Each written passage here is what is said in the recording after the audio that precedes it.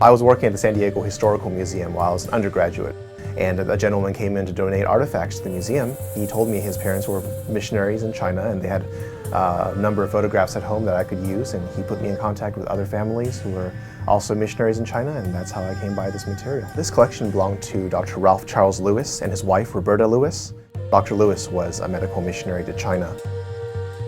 They went to China in the fall of 1933 with their son, Harry, who was a baby at the time. What we have in the collection are lots of black and white photographs, color slides, silent movie film. Not a lot of it has been seen by scholars. It makes it really special. As I look at the photographs, I'm kind of living in their world.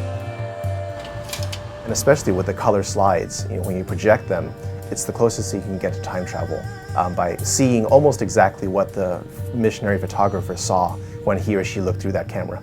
They're documentary slices of everyday life taken by non-professional photographers. These missionaries walking around, seeing what interested them, what was part of their work and experiences, and documenting them in photographs and film.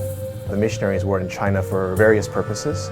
They were there as doctors, as evangelists, as educators.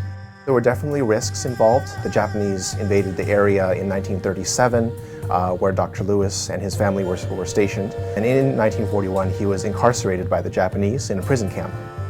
He was incarcerated for 2 years.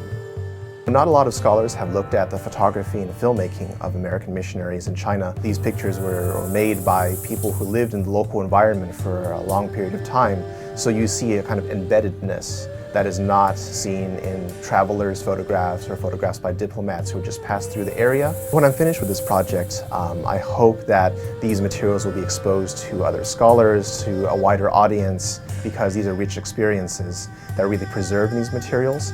And I do hope that people will have a better understanding of American cultural contact with China. There are many Chinese Christian communities today that exist because of American missionary efforts in the 19th and 20th centuries. And with Christianity developing rapidly in China, there's been more interest in the roots of Christianity in China that go back to these missionary enterprises.